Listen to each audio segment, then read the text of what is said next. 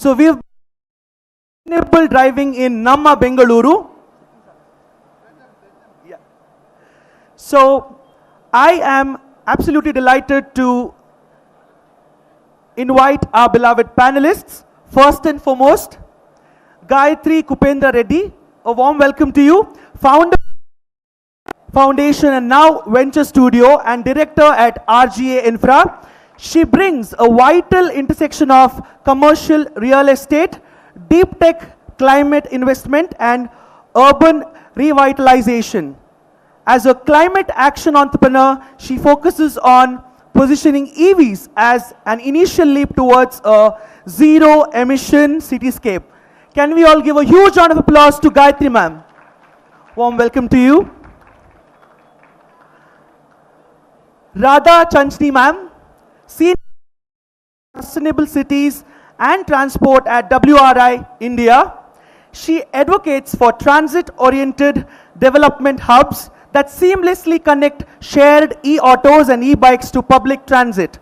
She champions a public-first approach, prioritizing electric BMTC buses for the highest carbon reduction per square foot of road space.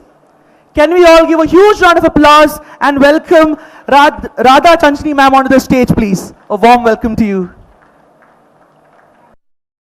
Our last panelist, Mr. Chandra Nataraja, sir, a warm welcome to you.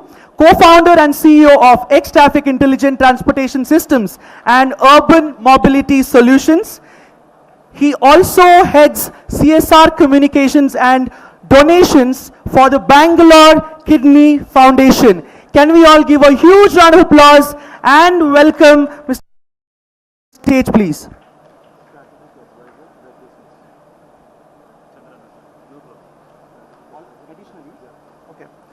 He's also the strategic advisor at Requestmas.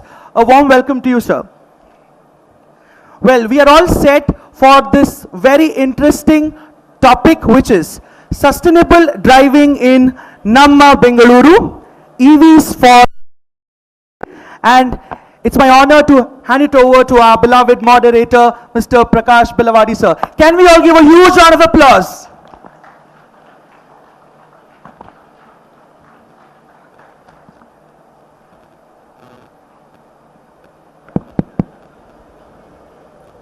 Good afternoon, everybody. I will just brief you on how this conversation will go. For an hour, I'll just open up for 3 minutes each, an introduction by the panelists themselves and who they are and what they do, rather than my actually dwell on it with incomplete knowledge. Let them do that first, and then we'll open up with the questions that bother us. I'll come back on this, but first we'll start with Gayatri Reddy. Hi everybody, thank you for having me. This is such a wonderful event and I was amazed at the scale of this event. I'm Gayatri, the founder of Now Venture Studio and Create Foundation. I wear two hats. One, I work with communities to solve some of the pressing issues that our cities face.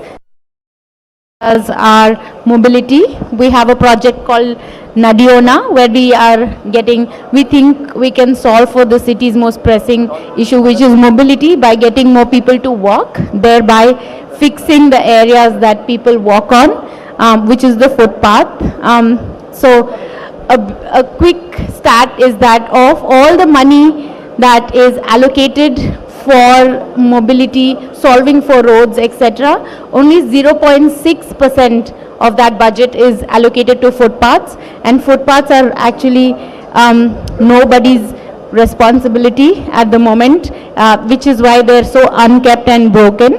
So that is one of our projects at Create Foundation. We also have a climate education course where we work with students in middle school and in a senior level where they're just about to graduate, and bring perspective, actionable climate opportunities for people entering the workforce. And then I'm also the founder of Now Venture Studio. Now stands for No Other World. It's a specifically climate and sustainability focused venture studio where we invest and we co-build ideas that are solving for these very pressing issues.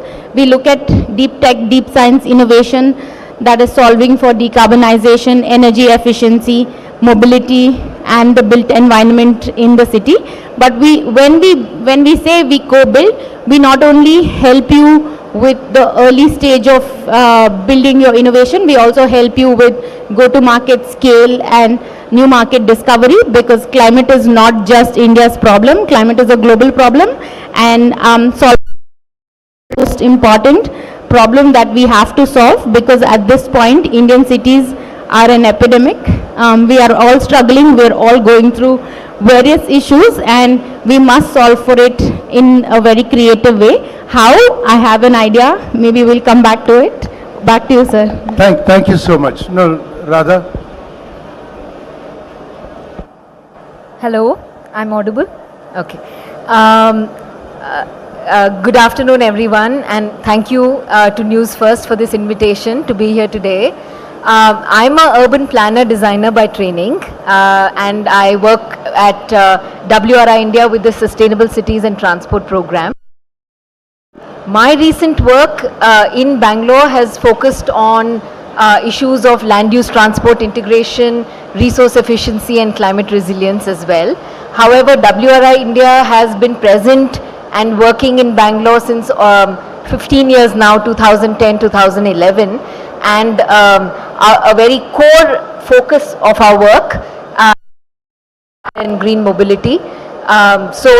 Right from sort of safe, resilient, inclusive streets to a public transport first approach, so something that prioritizes walking and cycling and public transport, last mile connectivity to public transport and mass transit, as well as, I mean, there's been the longest engagement with BMTC, and yeah, we've also supported them with creating a strategic roadmap for electrifying the BMTC fleet, as well as quite a to rickshaw fleets and things like so on and so forth.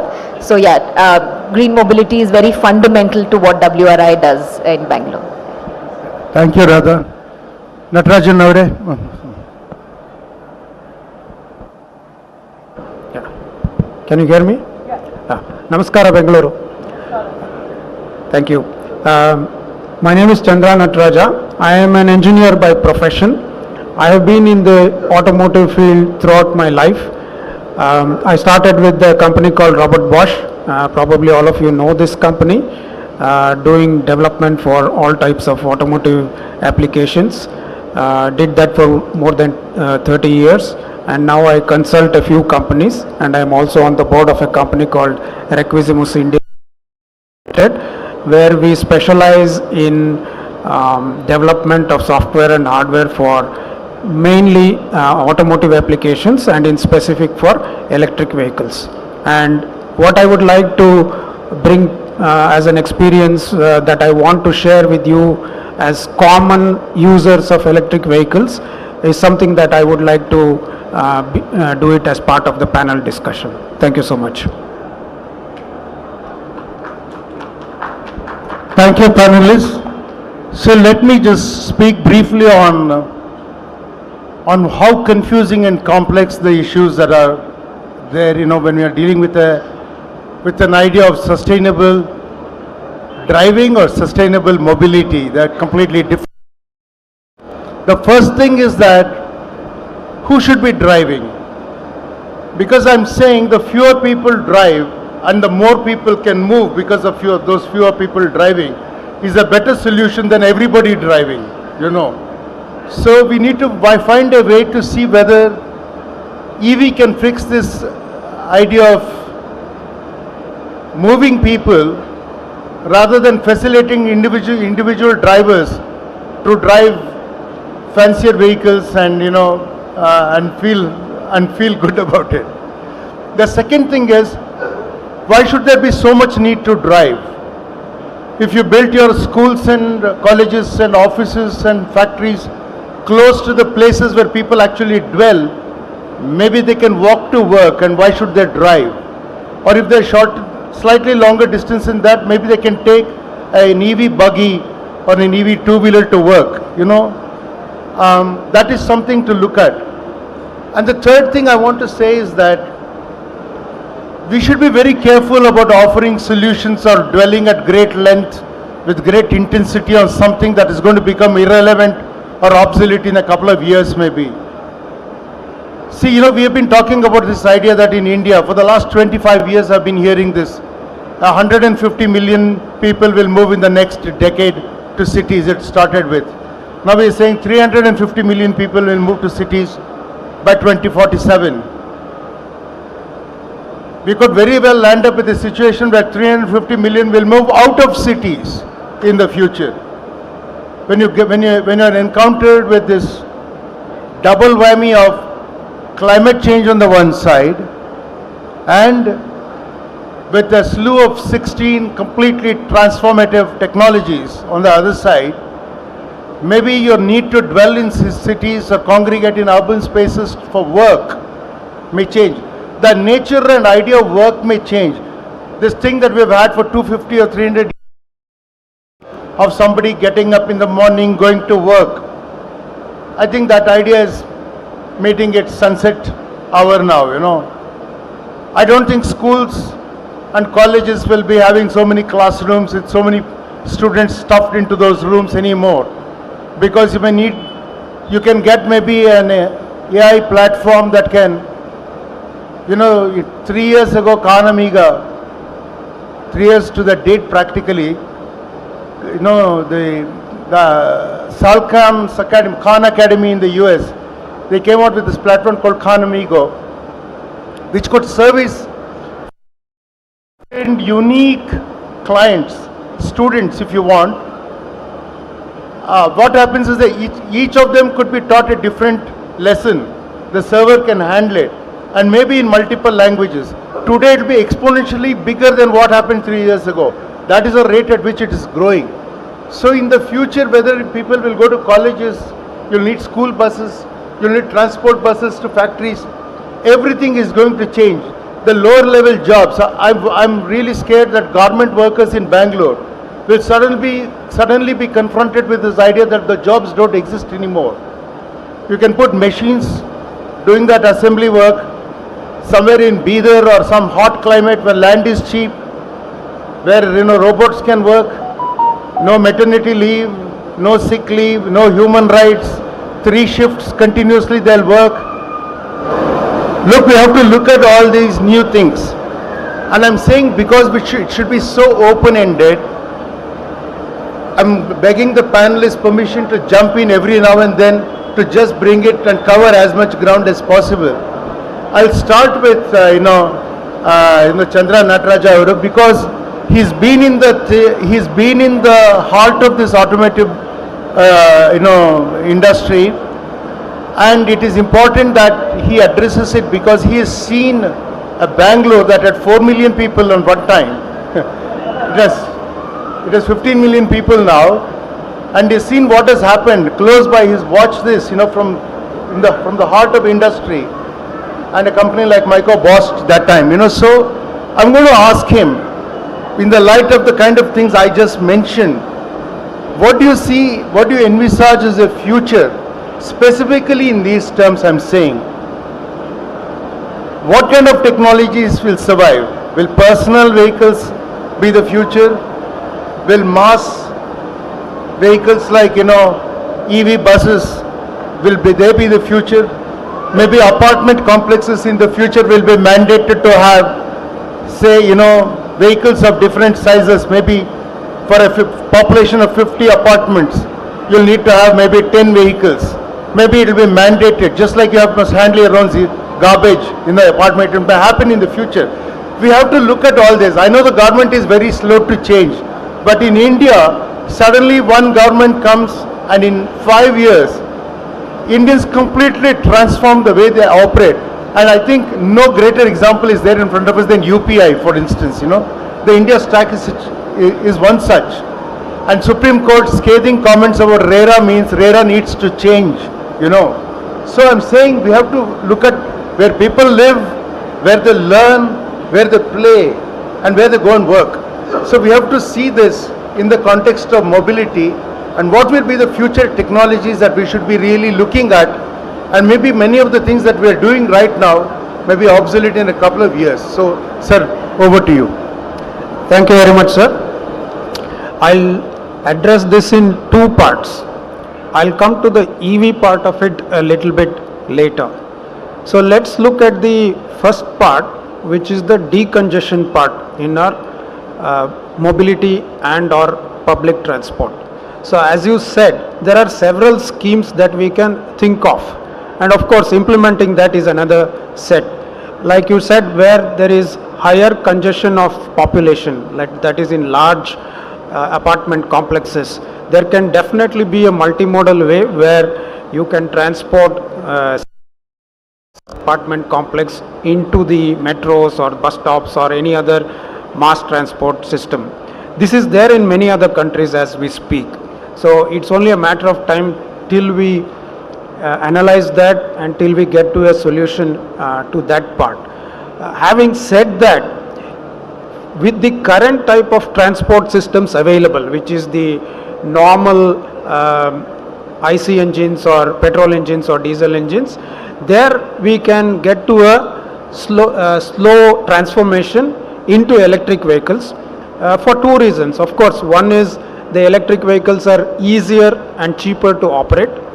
Second thing is they require low maintenance, and as everybody knows, the pollution effect caused by electric vehicles are roughly 40% less than normal engine driven or internal combustion driven vehicles.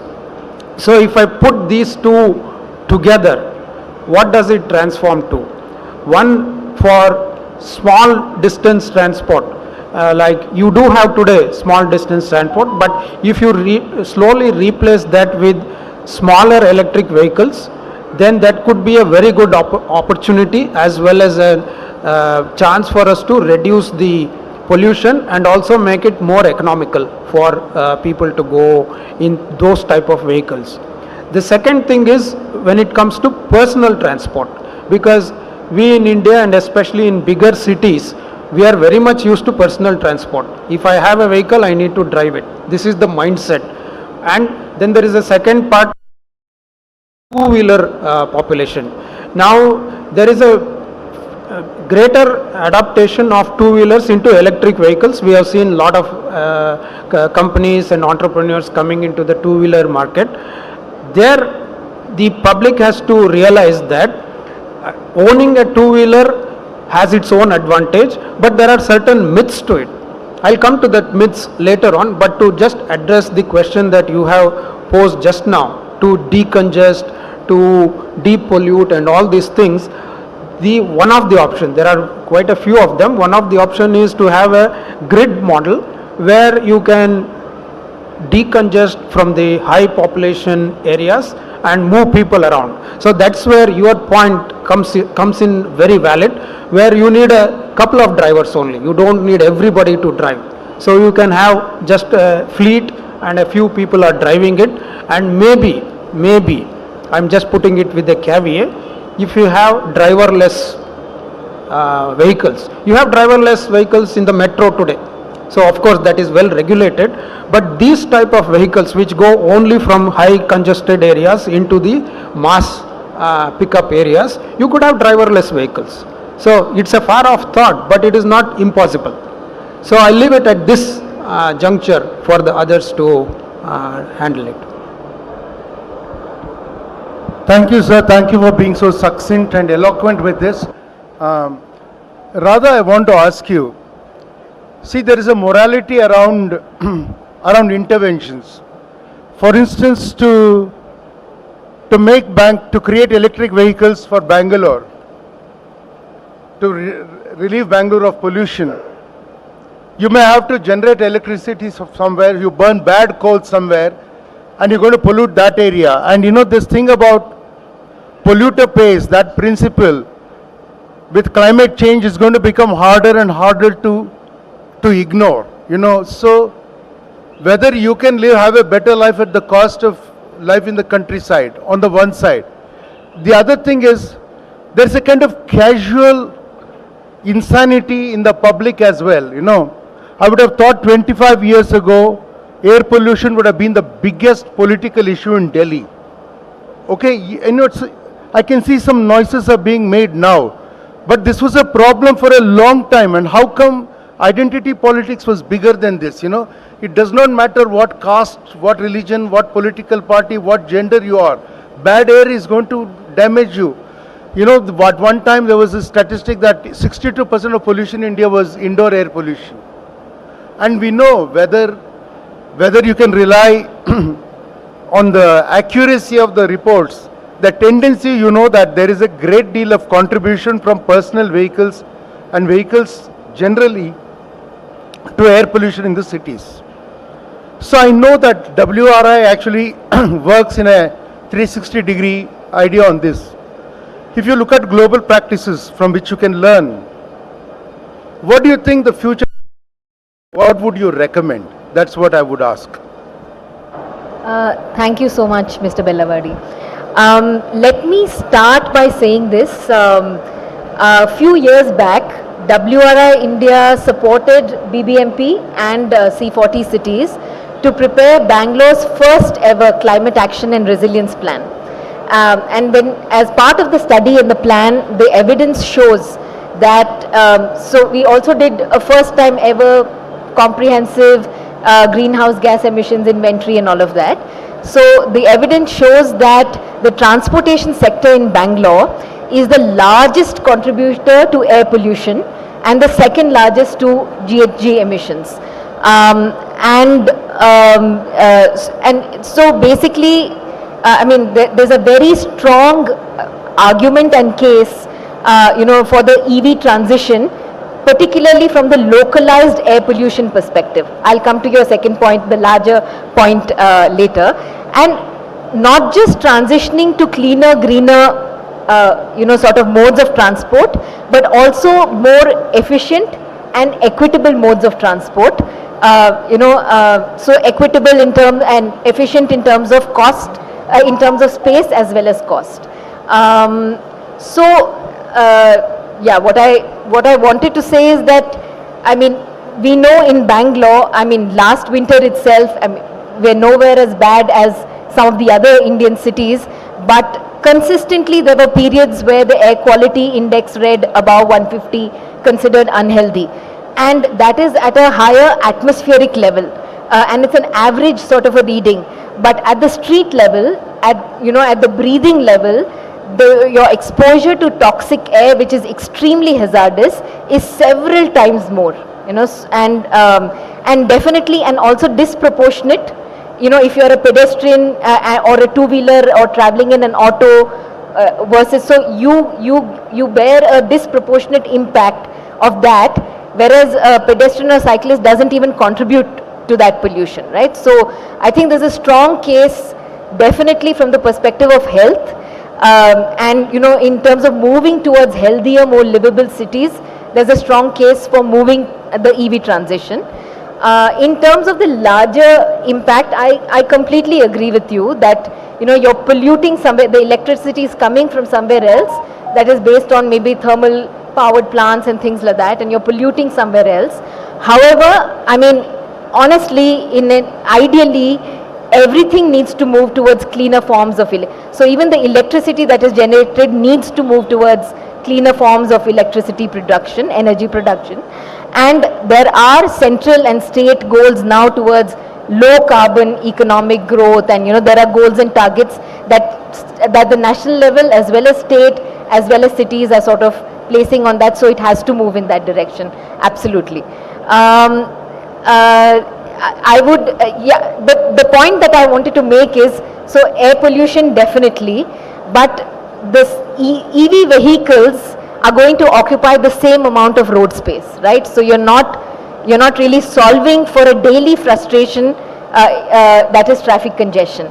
As per 2018 figures, the social cost of traffic congestion in Bangalore was 38,000 crores, which is about 5% of the city's GDP. So if you truly want to reclaim quality of life and time and improve productivity for the city, then, you know, I mean, there is no other go other than sort of moving towards cleaner, greener vehicles, but also enabling the shift towards efficient shared modes, and walking, cycling and public transport. I mean, that is the long-term solution. I will come back to a connected point on how we go about this, but after. Thank you. I think you make a very compelling case for cleaner energy as well, So, see, the reason I'm actually giving this backgrounder kind of approach is because we can't operate in silos anymore. You can't say, I'm going to manufacture vehicles because there's a market for vehicles. Because the world is not going to work like that anymore, because we realize we live in a connected world and we have to be responsible with what we are doing at every level, of the market we connect with. And specifically, you please feel free to add anything you want to say to it also. But I'm saying, we have a problem with the data. We all should acknowledge, ನಾನು 10 ವರ್ಷದಿಂದ ನಾವು 4,000 tons of garbage, solid waste. Who did that study? We don't know. Okay, we just keep quoting each other. We need a data clearing house. We need somebody who can monitor the air, who can monitor, soil health, water health, sewage water, running water health, lake water, tank water health. We need a mechanism in the city to do it that, and maybe that is a very good place for the private enterprise to step in. There is a very compelling case for electric vehicles, as but rather so well created it to us. But I'm saying, what is that market? Is it like I said, personal vehicle, or it should be another kind of vehicle?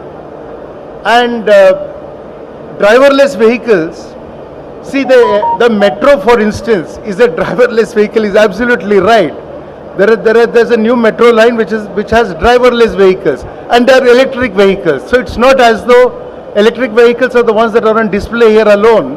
There are many kinds of electric vehicles.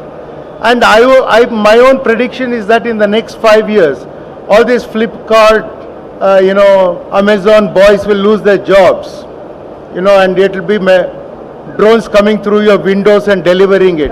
It's going to happen because they'll actually notify the rules for drones to operate. You'll just see it. They have to only go such a distance. All that will happen, and you'll have drone nodes in every locality. That will happen, and those jobs will suddenly go. So what I'm asking is, there may be a very good role not just for NGOs or interested institutional interventionists like WRI. There may be a role for private enterprise, for profit-making private enterprise also, to step in, to do. Look, if you can't measure it, you cannot manage it. We should be able to measure what is happening. We should show that an intervention with a certain set of use, let's say you get a factory or to have so many vehicles, and you can demonstrate that pollution came down by a certain level, or health issues came. If we could do that, I think you will make a very compelling case for business to be seen in better light by the consumer, because right now the consumer needs to have trust. Now they're looking at how nice the vehicles look practically, I think, but I think they should see further, and for that they need data. Is it possible for private entrepreneurship and institutions like yours to step in and facilitate this kind of interface between government and the public? Thank you, sir. That's a very, very interesting question. And I get this question a lot, because when I launched the Venture Studio and I said my aim is to support entrepreneurs solving for climate and sustainability, people came to me and said, but Gayatri, what is happening in climate? How can you solve for it? Because it's such a, we see it as such a large problem. But when you actually break it down, there are only 3 ways to look at it. One, we have finite resources, and those resources in certain areas overshot. So that those are opportunities in that is where we can say, how do we adapt? Meaning, where can we find alternatives to these resources we have overshot. And the most beautiful example is this very EV summit we are at, right? Because we have realized we will run out of fuels in the future, and we had to still commute as people living in these systems, that is cities. And in order to solve for it, we came up with, hey, we need an alternative mode of energy to sort of navigate this system. And EV is literally, we have done half the work, meaning the innovation has happened. We now have products. Maybe like a couple years ago, we would have one EV car. Today, we have brands that have put up stalls here, and we can see this, right? So half the work is done. The other half is that, we need to get people to start adopting them, and we need to, and policies are already supporting. India's already signed the net zero by 2070, agreement, Paris agreement. So that basically means we have no choice but to transition. And the fear today with EV is that there is not enough infrastructure to charge, there is not enough infrastructure to commute long drives, but that's coming up. That's like such a small issue. So one is, where have we overshot and how do we see opportunities as entrepreneurs in that area? Then the next is, where is adaptation, right? There are some industries that require transitioning of the workforce. India is a very largely populated country, and we need to take all the people working in, say, industries in manufacturing, example manufacturing, and we need to transition them into greener industries. But it can't be like, hey, I bought a new machine, start working on it, right? You need to upskill people, you need to do a lot in that area. So again, opportunity lies in green transitioning, and it can work for every industry. Every industry is evolving today, every industry is looking at it, and they are doing their small part today, but then it will amount to a lot in the next 5 years. For example, about 2 decades ago, was electric vehicle a possibility?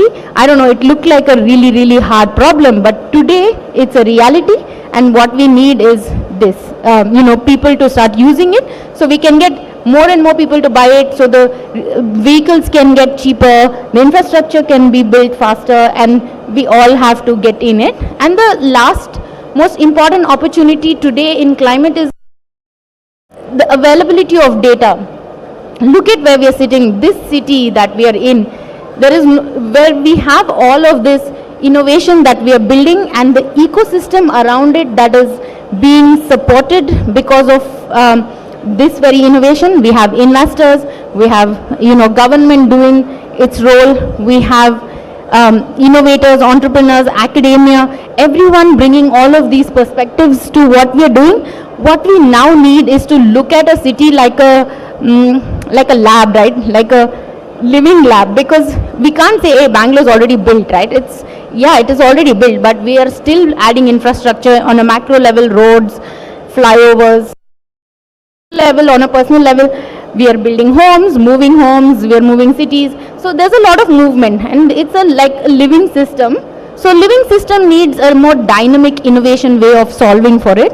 And like if you were to build a vaccine for COVID, they'll create like a panel of people, they'll create an area, they put some funding in it, and people worked on it, and we had a vaccine. So Bangalore's that system, city-specific innovation district, where we can come together as ecosystem, solve for it, and then allow for implementation. And then once we have done it, we take it out of Bangalore city to other cities, because this living lab can literally, we are building software for the world. How hard is it for Bangalore city to build solutions for the world? I don't see it as an idealistic solution, what I'm proposing. I think it's very much a reality. The ecosystem exists. We just need everyone to come together. Thank you. See, she's in the middle, she's brought up the technology question. See, I'll tell you this. See, as a consumer, for me, if I have a vehicle, hybrid vehicle. I don't have to charge it. I chose the vehicle because I don't have to charge it. You know, when it's running, it charges itself. That's the vehicle. But I won't tell the brand. I don't want to promote it. They've not given me any money. So no, I'm just kidding. So I'm saying, see, you know, maybe we should look at, if it's a foolish question, say so. But you know, maybe we should look at an idea that when I stop, even if you have charging stations in every petrol bunk, let us say, I don't want to stop there for 1.5 hours for my vehicle to charge. Whatever time it takes to fill gas, 5 minutes, is when it should charge. Now that may be some time away, I don't know when that can happen. But it should be possible to be able to pull out that battery and insert another battery. If you can subscribe to some kind of battery service, you know, you should be able to do that instantly. And I'm saying, as somebody in the field, what would you tell entrepreneurs? Actually, this is a very good initiative for, I think, you know, because I feel people who are in the manufacturing sector, they should come and use this opportunity saying, you know, are we on the wrong path? You know, because you don't know what you're doing now, right? You may be doing a technology that may not be used, like the iridium.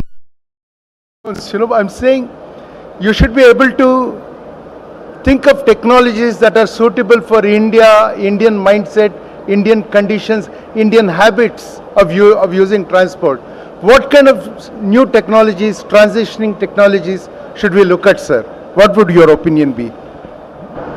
Thank you very much. I'll try to throw some ideas that are in progress, and maybe some of them are already there to a certain extent. The most common example is the replaceable battery. I think one of two-wheeler manufacturers and also some three-wheeler manufacturers have done this. So there is a battery station. It's there in the cities, but it may not be there in the highways or longer drive routes. So after your battery is discharged, you just go there, replace the batteries. The other form is you will have two batteries in the scooter. One of them you can charge it at home. So you don't have to really wait for the charging of your vehicle. So that is the simplest solution that we have today. So if we extend that logic to a larger vehicle, so like a normal car which is in the range of 70 to 100 kilowatts, there you need a slightly different solution. For that, we need to do some sort of standardization. Because why I am telling standardization? It's because if I have a vehicle X, I cannot just plug it to some that is one point. So that is the hardware issue, your wiring, connectors and all. So there is no real standardization, and that exists also for scooters. So if there is a Ather scooter, I cannot go and plug a Ola electric scooter into that same charging station. Why? Because everything is almost the same. Then the third point, to me it is very stupid. Every charging station has a different software. I have to every time take my phone, load that app only for that station and then charging. It's a irritating thing. So that is where we are missing on the standardization part. Why should we do that? Now if you look at the mobile industry, everybody has got that same connector now. It's whatever you call it, C-type connector or something. Why don't we have the same thing to our charging stations? It makes life so easy, comfortable, and it also is a factor for people to switch more to the electric vehicles, because then this impediment is reduced. So this is the smaller part I am telling, which is a low hanging fruit, and I think all these people should come together and form a consortium. There are a lot of people to help, and then the standardization is possible. And I ask this question because when standardization was possible in the previous era of conventional vehicles, why have we diversified? Do I want to make my vehicle more or a differentiated part? I think they can do it, but not in this fashion. So that's where I think the standardization plays a lot of role, and all these things coming together will definitely play a role in enhancing the usability of an electric vehicle. Excellent, fantastic. I think the organizers should tomorrow, when the government of Karnataka is here, they should make a recommendation. See, from this conference, I'm suggesting that the ಇಲ್ಲಿ ಆಯೋಜಕರು ಕೆಲವು ರೆಕಮೆಂಡೇಶನ್ಸ್ನ ಸರ್ಕಾರಕ್ಕೆ ಮಾಡೋದಕ್ಕೆ ಆಗಬೇಕು. ಅದರಲ್ಲಿ ಅವ್ರು ಏನು ಹೇಳಬೇಕು ಅಂತಂದರೆ, ನೋಡಿ ನೀವು ಸ್ಟ್ಯಾಂಡರ್ಡೈಸ್ ಮಾಡಿದ್ರೆ ಕರ್ನಾಟಕಲ್ಲಿ ಇನ್ಫ್ರಾಸ್ಟ್ರಕ್ಚರ್ನ ಗ್ರೋ ಮಾಡೋದಕ್ಕೆ ಭಾಳ ಫಾಸ್ಟಾಗಿ ಆಗುತ್ತೆ. You can supercharge the infrastructure building side of for EV vehicles in Karnataka. That's a very good point. I want to tell you why this is important. See, in 2002, George Lucas, he made Attack of the Clones, as a prequel, and he said, I'm going to try and transmit it digitally, the images, to a screen. Actually, Hollywood did not cooperate with him, but George Lucas is a pioneer and an adventurer. He personally got transmission lines drawn to theater screens, and 70 screens he directly transmitted. Those were the first digital films shown. Instantly, the seven sisters of Hollywood, Columbia, Disney, everyone, Warner Brothers, they got together and they made the JPEG format you're all using now. They standardized the e-video stuff like EV, they did actually. And today it is because of that standardization, within 2 years, Kodak declared bankruptcy and shut down. The next year Fuji shut down. We don't have film anymore. We have stock from the previous era because there are mad people like Christopher Nolan, a genius, who wants to use film sometimes. Otherwise, it's gone. It's that quick change can happen. If you standardize, you will suddenly find industries in this sector suddenly starting up all across Karnataka, and that's an extremely good idea that should be taken up immediately, I think. Thank you very much. I just sir. want to build on what you're saying. This is the very climate opportunity, right? For example, now we know that there is a solution being discussed here and that they're going to propose it to the government. So if there are entrepreneurial people in the audience who think they can build this and then build it fast and bring it to the government, what stops you from building and what stops the government in adopting and proposing the solution while we're building the policy, right? Now this is just an engineering problem, and then scaling is a different problem, but I feel like here is your opportunity and here's how you can solve for climate. Actually, if this conference can actually drop learnings from it, like guidelines, and give a recommendation to the government to form a panel, and actually set up a panel to recommend possible policy and legislative changes if required to facilitate all this. This would have become a very useful conference, and maybe we should institutionalize this conference for Bengaluru city and do this every year. So I think this is something worth taking away. You want to add something before we open this to the public? Wanted to add, I'll be brief, but just maybe 3 quick points. This sort of vision of what sustainable mobility would look like for the city, what it would mean to people, is basically goes to the heart, is a core component of land use transport integrated planning, or what we call transit oriented development, or even the 15-minute city concept. So the thing is, the idea is that short trips within the neighborhood, to destinations within the neighborhood can happen by zero polluting or sort of zero cycling and shared EV fleets which are sort of low emission, and they also connect to public transit nodes, and so the longer trips across the city are enabled by mass transit, which are also clean and green and efficient modes, right? So that is the vision of what this would translate to when we're talking about sustainable mobility for the masses. Also, when you plan land use and transport together, what it helps you to do is not just reduce travel distances, like things are accessible closer, but also avoid trips. So I mean, if there's a convenient shop, I just come down from my house, there's a convenient shop right there, I'm avoiding an external trip, right? And so the basics or the fundamental, I think there's no escaping, going back to the fundamentals of land use transport. So that's one point that I wanted to make. So therefore the important metric is not just how many EV vehicles were sold or registered in the city, but how many kilometers of travel were electrified, right? So when you're counting not just personal vehicles, but the thousands of kilometers by shared mass transport vehicles, that is an important metric for the city.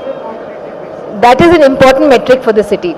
And you're right, in the future, things are going to change. Maybe there is going to be a lot more work from home, certain jobs will disappear, and so be it. But whatever trips, that happen should happen through sort of cleaner, greener, efficient modes. That's the idea. And also, in cities, I mean, why do cities exist? It's because of economies of scale. The densities also, sort of lead, fuel productivity and also creative economy. Like you do want to go out in the city, for just leisure, recreation, things like that. Your daily commute should definitely happen on this. So one other connected point that I wanted to make is a significant core benefit of transitioning to electric vehicles is also reducing, the noise from vehicular pollution. And I sincerely hope that it is far more difficult to tamper with and install shrill illegal horns in electric vehicles. Honestly, peeve of mine, because just the unnecessary honking and loud noise has crossed my threshold at least. And when you incentivize the right set of incentives and disincentives, so the city can create not just low emission zones, but also low decibel zones. You start with maybe, high streets or commercial hubs in the city, but ideally you would want to take this pedestrian friendly, traffic calmed and also senses calmed, to hospitals, to schools, and to honestly every neighborhood in the city where people live. So that's a significant benefit of air pollution, but also reducing noise pollution in the city. And I'll end with just saying that WRI India has worked on several initiatives with partners and stakeholders, some of them to bridge this last mile connectivity gap to public transport or metro and things like that, through innovation challenges, something called the Station Access and Mobility Challenge. So innovation challenges that leverage behavioral science as well as tech solutions, working with tech entrepreneurs to bridge the last mile connectivity gap. We've also run campaigns called Personal to Public. So it's a campaign that nudges commuters to leave their personal vehicles behind and shift to public transport at least twice a week. So it's called P2P, with a focus on large employment hubs. So we've started with that. So when the metro line was opening in Whitefield and then it was connecting Electronic City, so we worked with sort of employment and economic hubs in Whitefield and Orca and LCR to sort of enable this shift to these modes. And yeah, I mean also with BMTC, since the last 5 years, we've supported them with a strategic roadmap for electrifying their bus fleet, also with auto rickshaws. So there has been a program where called LEAP. It's basically low emission access to public transport, where women drivers were trained to ride e-autos and bridge the last mile, from certain stations. So pilots were launched in Indranagar, Yelchanahalli, but essentially it is also in gender inclusive mobility, right? Jobs to women as well as safe mobility to women commuters. And yeah, there are lots of guides on this EV transition for shared EV fleets. So just wanted to add that. Yeah. Thank you, Radha. Then I think we have time for maybe 2 or 3 questions. Please keep the questions really brief and say who it's addressed to, and that person will answer. And if somebody has to add, one of the panelists wants to add to that answer, they will do it. Okay? So if there are any questions.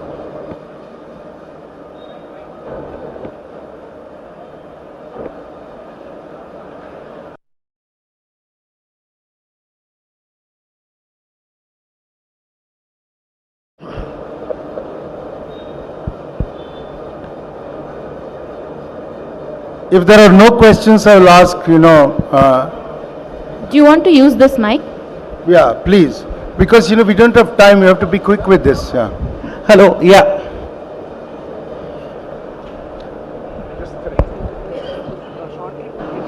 You started late and we'll go question. Good evening, everyone. This is Dr. Sanjay Gupta. I'm a NRI who's struggling to.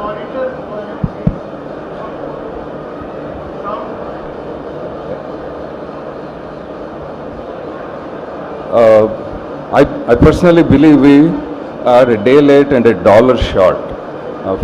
15 years ago, can you hear me now? Hello? Better. Okay. Hi, sir.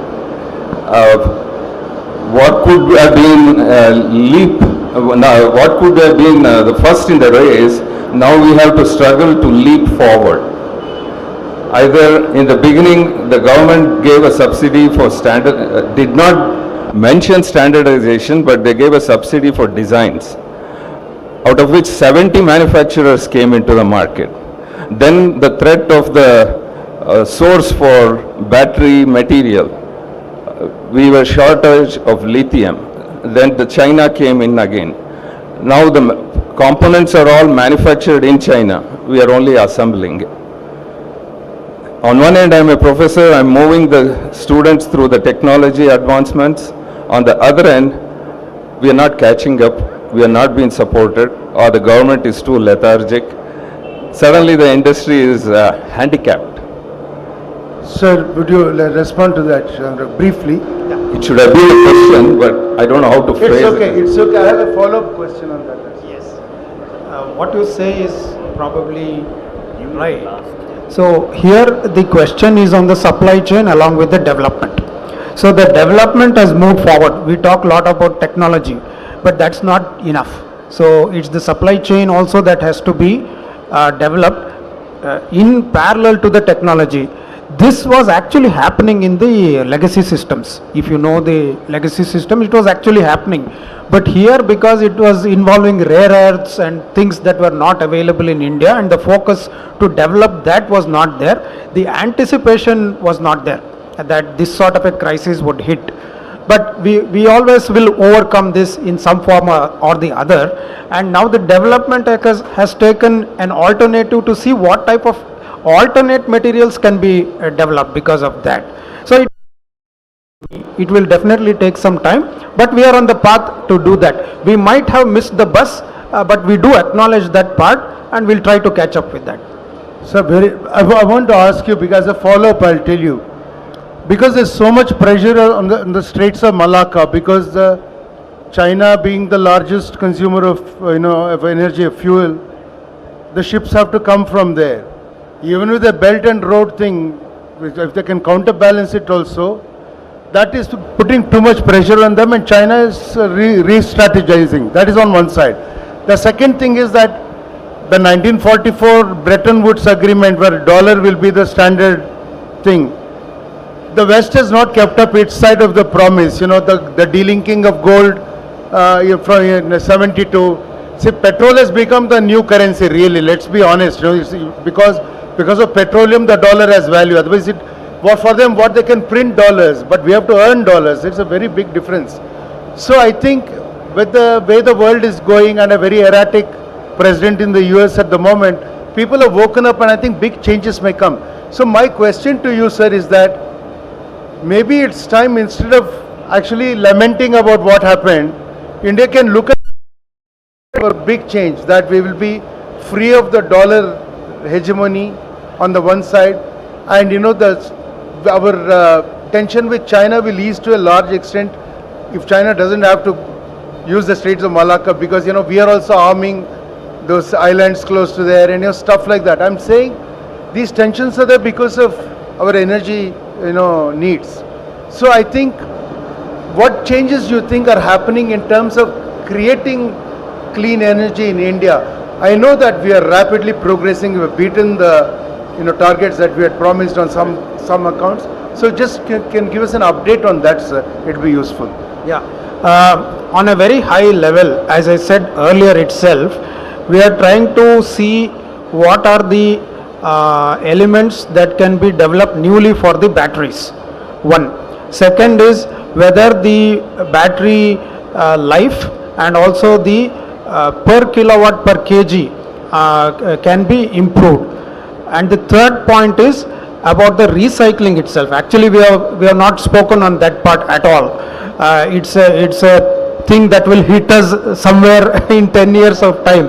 So the recycling part is something that we have to look at, and along with that we have to see how the, not just recycling doesn't mean just throwing it away. Recycling means just using it over and over again, and that's something if we can do now, we can certainly reduce our dependency to that much extent on our dependency on the rare earth. The third point is we are having rare earths in India. There is exploration going on. It does take its time, and we are also slowly reducing our dependency on the Chinese imported rare earths. There are African mines. We are trying to do that, and that's how all these trade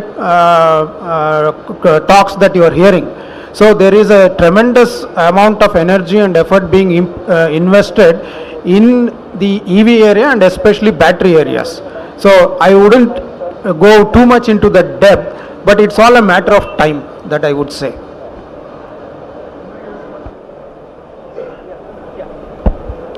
See, I think one moment. This is a great challenge from that you should anticipate that will happen in the future. If China's dependency on oil, which is beginning to reduce dramatically, if it hits a critical stage, and India also can do substitution to a large extent, then the greatest challenge that EV manufacturers or the EV ecosystem will face will be a sudden drop in costs of petroleum, and people will find it cheaper to stick with the legacy. That is something that's a risk factor that EV needs to take into account, I think, Just adding to this conversation, this whole FTA, mother of all deals, right?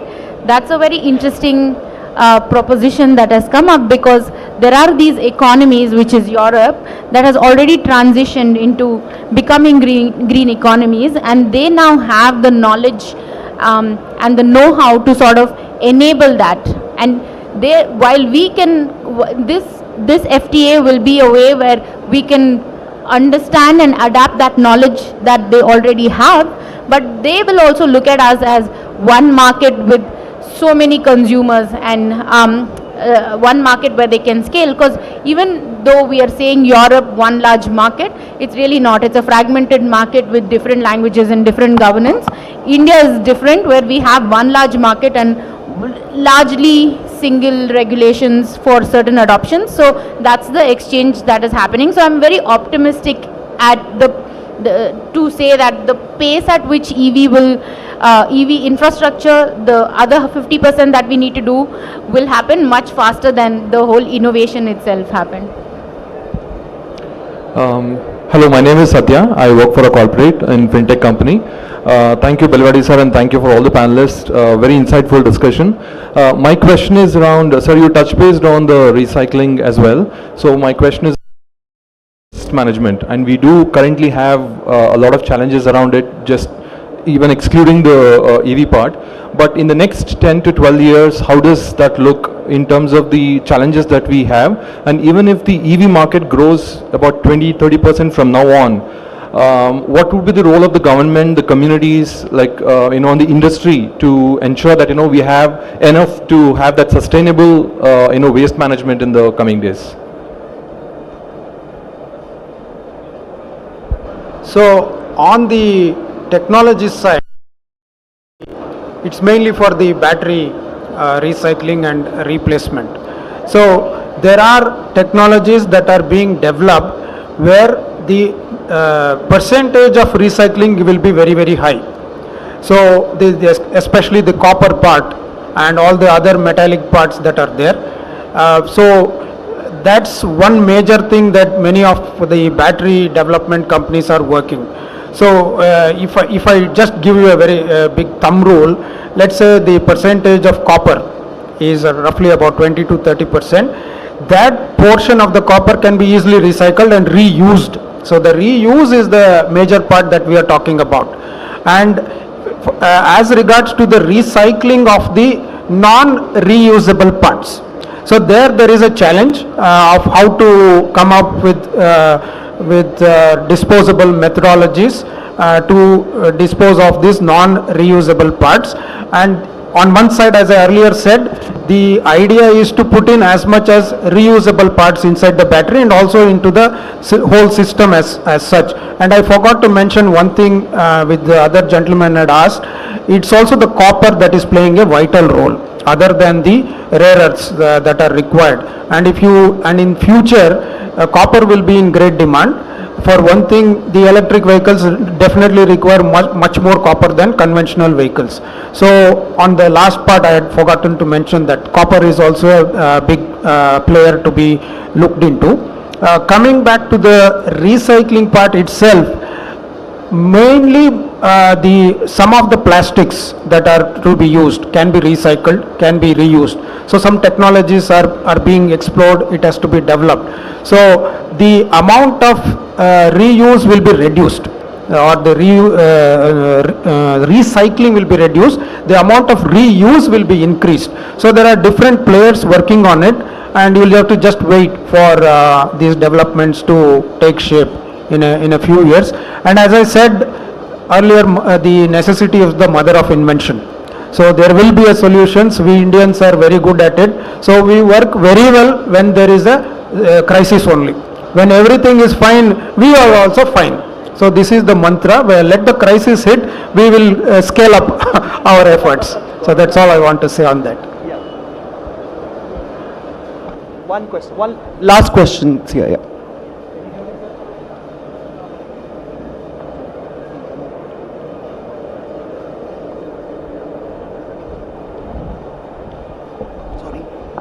Can you hear me? Thank you, Prakash Belivadi sir and all the panelists. It was a very interesting discussion. I just had one point. There was a topic on the universal charging port, right? So there is something called as already CCS2. So it is in the four-wheeler industry, there is an already universal charging system which is available. I think most of the industry we are having that charging station. But I understand your two-wheeler charging system is yet to be developed. That is one point I just wanted to confirm that CCS2 is already available at most of the charging outlets which is available. And my other point was related to the public charging, public infrastructure for EVs. So we are talking only about buses and metros mostly, but I feel even the smaller or the medium segment in between the bus or the auto, I think that EV vehicles or is there any plans or any proposals from any of you for the medium-sized vehicles, especially for the first mile and last mile connectivity? You know, I don't have the answer to that, but I'll tell you the reason why I mentioned the government should step in is that the government is the most important, the primary representative of public will. We can criticize government as much as we want, but it's government that must do this. If the government sets up a panel, calls experts, all stakeholders to come and sit and give a set of recommendations, it will stop us from our Indian way of muddling through this and finally arriving at, like we'll do multiple things first and see, we did the same thing with cell phone towers. Now, now it's unified, everyone can use it. But it took a long time. It was a low-hanging fruit. It was common sense to have done it.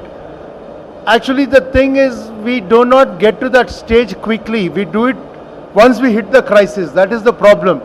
So, all the questions you're asking and in the initial suggestion you made is the industry itself has learnt and done this. But I'm saying they can be catalyzed to doing this faster and doing the right thing in the first place also. Which is why I come back to the question that this conference should have that goal of actually at the end generating a set of recommendations to the government, and one of them should be that the government should set up a panel, invite all stakeholders to make a legislatable policy making instrument they should generate as a paper and a report. If they do that, it will be really useful and it will be worthwhile doing a conference of this scale. That is what I would suggest. Sir, if I may extend that argument that you had, just to continue on that, you have to look at the ratio of these vehicles that are produced compared to two-wheelers, three-wheelers and these small vehicles that you are talking about. Currently, it wouldn't make economic sense to invest your R&D efforts on those type of vehicles. So it is either in this segment, the lower segment, or in the trucks and bus segment where the most focus is there, and it makes more economic sense. So that's where the focus on this segment is not as big as maybe you would expect it to be. So this is the very good valid suggestion what you are telling on government writing it.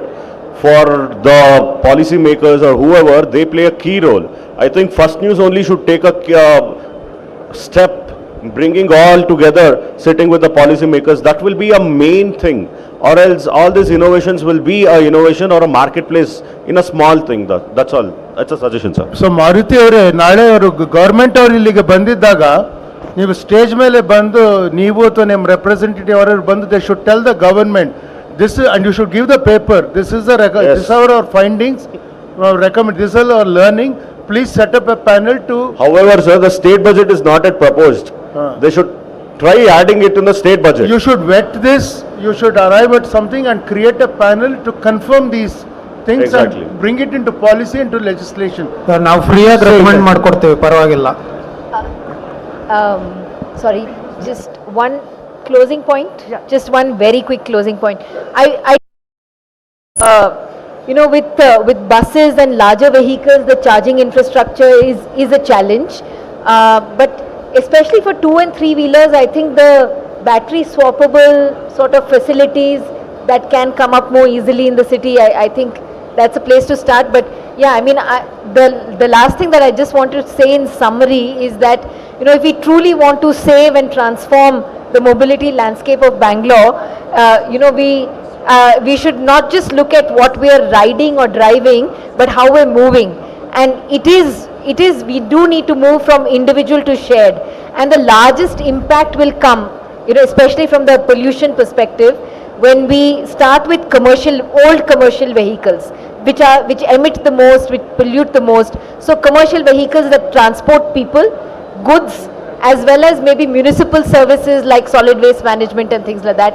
So, I mean, I think, I mean, the focus, and the government should prioritize sort of incentives, infrastructure in that direction. So, yeah. I strongly believe government is not ready to listen to a panel or anything, because this 15 years, the technology leap in outside the world as well as India is so quick. Within 3 months, any technology can be over. But they don't seem to have a long-time solution. Planning is zero, absolute. And we got stuck in standardization of batteries. Now we are getting stuck in recycling of the batteries. And 60% of the cost of the vehicle itself is a battery. Sir, I want to say this, and I want to say this is the last thing I didn't want to speak at all after the last thing I said. Look, the thing is, there are problems with India and the way governments work. There is corruption, there is all kinds of things. Okay, but things happen. This exhibition is happening. This conference is there. People are attending. They are manufacturing vehicles. We are sitting and discussing. We will transcend the negatives of India. We can make it happen. We should believe. That's it. You know. Perfect. Thank you so much to the panel for an engaging and forward-looking discussion on sustainable driving in Namma Bengaluru. May I request Shri S.H. Marti, Editor-in-Chief, NewsFirst, to kindly join us here on the stage to give token of appreciations to our panel and our beloved moderator. Can we all give a huge round of applause, everyone? Thank you so much, Mr. Prakash Belawadi, for diving into those topics. Thank you so much, Gayatri Reddy ma'am.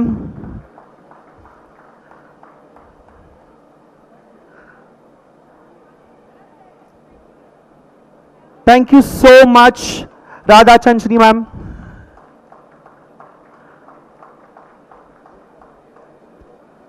Thank you so much, Chandra Nataraja sir. Can we all join together for a picture?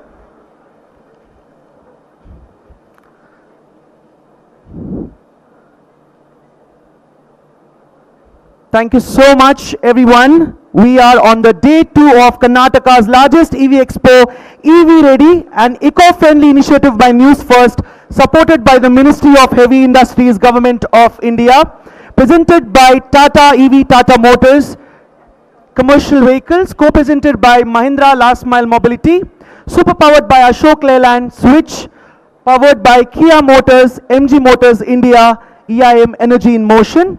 Special partners, Ather, TVS, Vida, powered by Hero, Eka Mobility, VE Commercial Vehicles, Piaggio, radio partner 92.7 Big FM, supercharging partners KPTCL and Bestcom, road safety partner Karnataka State Road Safety Authority and Transport Department, Government of Karnataka. Thank you so much, everyone. Thank you. Thanks to you, sir. Can I get a picture with you? And I'm a good fan of you again. Thank you, sir. ಎಲ್ರಿಗೂ ನಮಸ್ಕಾರ.